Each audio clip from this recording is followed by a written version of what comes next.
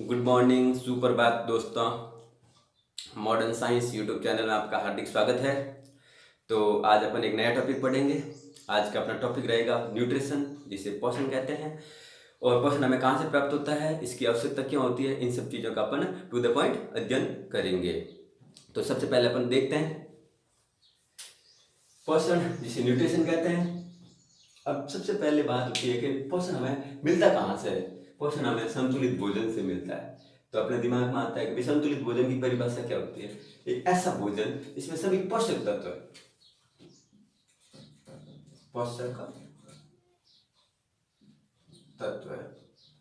उपस्थित हो, संतुलित भोजन कहलाता है। ऐसा भोजन जिसमें सभी पोषक तत्व उपस्थित हो, संतुलित भोजन कहलाता है। तो अपने दिमाग में आया होगा कि सर पोषक तत्व कौन से होते हैं। तो मैं आपको बता दूं, मेजर पोषक तत्व है कार्बोहाइड्रेट, प्रोटीन और वसा, 3 होते हैं।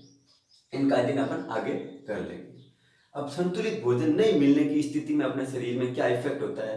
अपना शरीर कुपोषण की स्थिति में चला जाता है। तो अब कुपोषण क्या होता है, इन चीजों इसका अध्ययन, इसके बारे में अपन देखते हैं। हमें लगातार कई दिनों तक संतुलित भोजन नहीं मिलने की स्थिति में अपना शरीर कुपोषण की स्थिति में चला जाता है। संतुलित भोजन नहीं मिलेगा तो शरीर में कमजोरी आएगी तो अपना शरीर कुपोषित हो जाएगा। कुपोषण की स्थिति में जब अपना शरीर कुपोषित हो जाएगा तो हमारे रोग प्रतिरोधक क्षमता भी कम हो जाएगी, जिससे अपन और ज्यादा रोगों से ग्रस्त हो जाएंगे, जिससे व्यक्ति की बीमारी से मृत्यु भी हो सकती है। तो ये संतुलित भोजन हो गया, कुपोषण हो गया।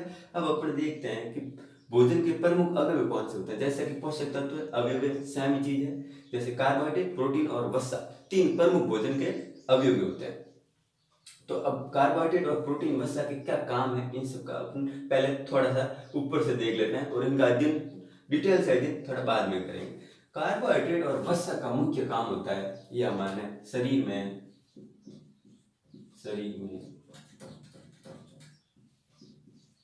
ऊर्जा प्रदान करते हैं। क्या करते हैं? ऊर्जा प्रदान करते हैं। तो सर अब आप कहेंगे कि सर प्रोटीन का काम क्या होता है। प्रोटीन का काम होता है शरीर का निर्माण व मरम्मत करना। प्रोटीन का काम शरीर का निर्माण करना और शरीर की मरम्मत करना। और कार्बोहाइड्रेट और वसा का काम क्या? शरीर में ऊर्जा देना। जब आदमी बीमार होता है या हमें अचानक ऊर्जा चाहिए तो हम प्रोटीन लेते हैं। क्या? हम ग्लूकोज लेते हैं, जो कार्बोहाइड्रेट का स्रोत है। ग्लूकोज लेते हैं जिससे हमारे शरीर में तुरंत ऊर्जा आ जाती है। तभी प्रोटीन, जब आदमी कोई बीमार होता है उसे प्रोटीन खिलाया जाता है। क्या? नहीं खिलाया जाता, आदमी को ग्लूकोज दी जाती है, जिससे शरीर में तुरंत ऊर्जा आ जाती है। अब अपन ये तो हो गए मेजर प्रमुख 3 पोषक तत्व है, कार्बोहाइड्रेट, प्रोटीन और वसा। अब सूक्ष्म पोषक तत्व अपन पढ़ लेते हैं, जैसे विटामिन, खनिज लवण, जल और न्यूक्लिक अम्ल। विटामिन मैंने पिछले वीडियो में पढ़ाया, आप आराम से देख लेना। जिसने पिछले वीडियो नहीं देखा है वो वीडियो जाकर जरूर देखें, पूरा डिटेल से समझाया हुआ है। और खनिज लवण जैसे मैग्नीशियम, आयरन, सोडियम आदि, ये खनिज लवण होते हैं। और फिर जल और न्यूक्लिक अम्ल जैसे डीएनए और आरएनए। अब इनका प्रमुख कार्य होता है, विटामिन, खनिज लवण और जल, इन सब का प्रमुख कार्य है हमारे शरीर में उपापचय क्रियाओं का नियंत्रण। विटामिन, खनिज लवण, जल और इन सब चीजों से हमारे शरीर में उपापचय क्रियाओं का नियंत्रण होता है। तो विटामिन हो गए, खनिज लवण हो गए, जल हो गए, न्यूक्लिक अम्ल हो गए। अब अपन डिटेल से पढ़ते हैं कार्बोहाइड्रेट। एक एक करके तीनों पढ़ लेंगे, 1, 2 और 3। भोजन के प्रमुख 3 अवयव है और इन सब का अपन डिटेल से अध्ययन करेंगे।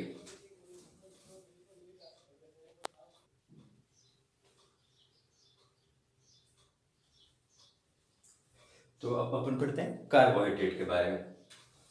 1 नंबर कार्बोहाइड्रेट हमारे शरीर में तुरंत ऊर्जा देता है। अगर हमें तुरंत ऊर्जा के लिए हम कार्बोहाइड्रेट का सेवन करते हैं। कार्बोहाइड्रेट ग्लूकोज, जब आदमी बीमार होता है तो हम उसे एनर्जी देने के लिए ग्लूकोज दी जाती है। तो ग्लूकोज वास्तव में कार्बोहाइड्रेट होता है, कार्बोहाइड्रेट का ही एक छोटा भाग होता है जिससे हमें तुरंत ऊर्जा मिल जाती है। तो अपन कुछ कार्बोहाइड्रेट की बेसिक बातें देख लेते हैं कि कार्बोहाइड्रेट का निर्माण किससे होता है। ये कार्बन, हाइड्रोजन और ऑक्सीजन से मिलकर बना हुआ होता है, और कार्बन, हाइड्रोजन और ऑक्सीजन का अनुपात होता है 1:2:1। जैसे CH2O, ये कार्बोहाइड्रेट का सूत्र है। कार्बोहाइड्रेट में C carbon, H hydrogen, O oxygen का अनुपात 1:2:1 होता है। अब अपन देखते हैं कि भाई अपने शरीर के अंदर 1 ग्राम कार्बोहाइड्रेट कितनी ऊर्जा देता है या कितनी एनर्जी देता है। 4.2 किलो कैलोरी। वो वेरी इंपॉर्टेंट सीधा सवाल आता है एग्जाम्स में कि 1 ग्राम कार्बोहाइड्रेट से हमें कितनी एनर्जी या कितनी ऊर्जा मिलती है। तो 1 ग्राम कार्बोहाइड्रेट से हमारे शरीर में 4.2 किलो कैलोरी ऊर्जा मिलती है। तो ये कार्बोहाइड्रेट की सामान्य बात है। अब अपन कार्बोहाइड्रेट का वर्गीकरण देखते हैं। कार्बोहाइड्रेट सामान्य 3 भागों में, इसकी इकाई के आधार पर, इनकी संख्या के आधार पर अपन 3 भागों में विभाजन करते हैं, जैसे मोनोसैकेराइड, डाइसैकेराइड और पॉलीसैकेराइड। तो मोनोसैकेराइड, जैसे नाम से पता चल रहा है, मोनो का मतलब होता है एक, अपन इसका अध्ययन कर लेते हैं। मोनोसैकेराइड में जैसे ग्लूकोज, लैक्टोज और फ्रक्टोज, ये 3 इकाई, जैसे कार्बोहाइड्रेट की 3 इकाइयां मोनोसैकेराइड में काउंट होती है, इनका अध्ययन करते हैं। ग्लूकोज जैसे जिसका फॉर्मूला होता है C6H12O6, जैसे कि अपन सभी जानते हैं, और ग्लूकोज से हमें तुरंत ऊर्जा प्राप्त हो जाती है, और इससे ब्लड शुगर कहते हैं। अब अपन देखते हैं ग्लैक्टोज, इसे ब्रेन शुगर बोलते हैं। क्या बोलते हैं? Brain sugar. और फ्रक्टोज जिसे Honey sugar, HONEY, Honey sugar. तो ये तीनों के नाम याद रख लेना, सीधा पूछा जाता है। ब्रेन शुगर किसे कहते हैं? ग्लैक्टोज को। हनी शुगर किसे कहते हैं? फ्रक्टोज को। या मीठी शुगर किसे कहते हैं? फ्रक्टोज को। और ब्लड शुगर किसे कहते हैं? ग्लूकोज को। तो ये तीनों के नाम हो गए और इनकी संरचना हो गई। अब देखते हैं अपन डाइसैकेराइड।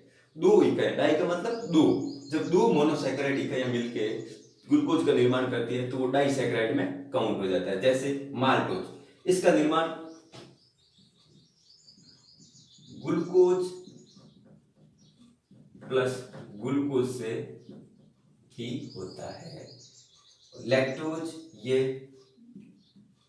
ग्लूकोज प्लस ग्लैक्टोज से बनता है, और सुक्रोज ग्लूकोज